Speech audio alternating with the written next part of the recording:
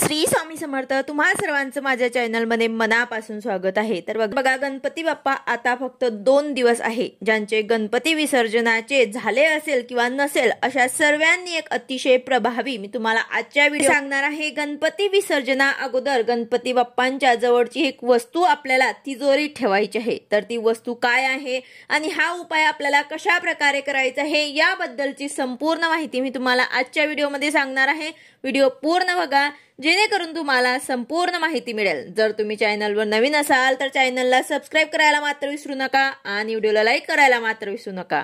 तर बघा ही एक वस्तू आपल्याला गणपती बाप्पांना अर्पण करून आपल्या जवळ पर्समध्ये किंवा तिजोरीमध्ये कुठेही जिथे आपण धन संबंधी वस्तू ठेवत असाल तिथे तुम्हाला ठेवायची आहे। हा उपाय केल्याने आपल्या धन संपत्तीमध्ये वाढ होईल। तर बघा हा उपाय तुम्हाला गणपती विसर्जना अगोदर म्हणजे अनंत चतुर्दशीच्या अगोदर कुठल्याही एका दिवशी करायचा आहे।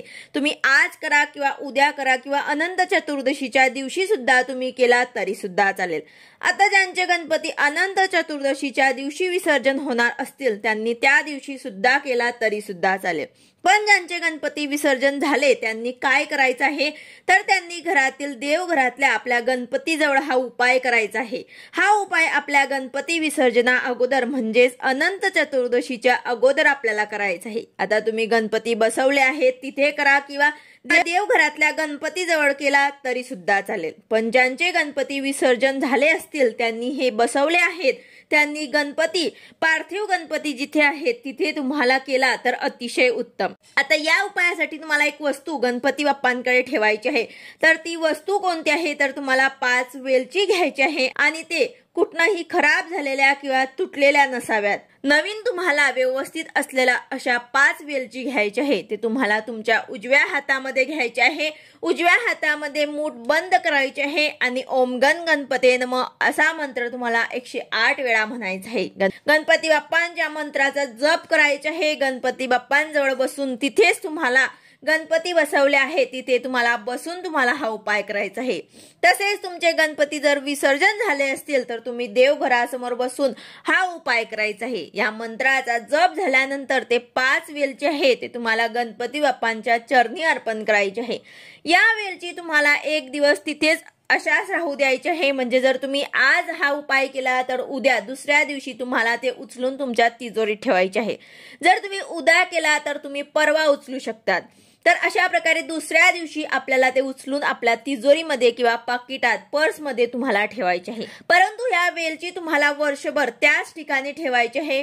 म्हणून शक्यतो अशा जागेवर ठेवा जिथे तुमचे हात लागणार नाही। वेलची हे माता लक्ष्मीला अतिशय प्रिय आहे। गणपती बाप्पांच्या कृपेने आपली जी काही धन संपत्ती आहे तर त्यामध्ये तर वाढ होईल, तसेच पैसे येण्याचे बरेच मार्ग सुद्धा निर्माण होतील। तसेच वेलची ऐवजी तुम्ही लवंग सुद्धा ठेवू शकता। 5 लवंग घ्यायचे आहे। 5 लवंग फूल असलेला घ्यायचे आहे। ते कुठनंही तुटलेल्या फुटलेल्या नसाव्यात। 5 लवंग सुद्धा तुम्हाला उजव्या हातात घेऊन हे उपाय सुद्धा तुम्ही वेलचीसाठी जसं तुम्ही करणार आहे तसं तुम्ही लवंगसाठी सुद्धा करू शकतात। लवंग हातात घेऊन ओम गण गणपते नमः या मंत्राचा 108 वेळा जप करून गणपती बाप्पांच्या चरणी अर्पण करायचे आहे। त्यानंतर दुसऱ्या दिवशी ते सुद्धा तुम्हाला तिजोरीत किंवा मग तुमच्या पर्समध्ये ठेवायचे आहे। लवंग सुद्धा माता लक्ष्मीला आकर्षित करतात, त्यामुळे तुम्ही लवंग घेऊन सुद्धा करू शकतात किंवा वेलची घेऊन सुद्धा हा उपाय करू शकतात। तसेच सर्वात महत्त्वाची वस्तू म्हणजे गणपती बाप्पांकडे आपण अर्पण केलेली असते ती म्हणजे दुर्वा। तर आपल्याला या दुर्वामधनं 2 किंवा 5 दुर्वा घेऊन लाल कपड्यात गुंडाळून आपल्या तिजोरीत सुद्धा ठेवायचे आहे आणि गणपती बाप्पांना प्रार्थना करायची आहे की माझ्या घरामध्ये लक्ष्मी स्थिर राहू द्या, माझ्या घरामध्ये धन धान्याची कधीही कमी पडू देऊ नका, सुख समृद्धी येऊ द्या। तर अशा प्रकारे तुम्हाला जे बोलायचं असेल ते तुम्हाला गणपती बाप्पांकडे बोलायचं आहे आणि या वस्तूंपैकी कुठली एक वस्तू तुम्हाला गणपती बाप्पांकडे ठेवून हा उपाय नक्कीच करायचा आहे। गणपती बाप्पांकडे जवळ ठेवायचे आहे आणि नंतर ते तुम्हाला तुमच्या तिजोरीत ठेवायचं आहे।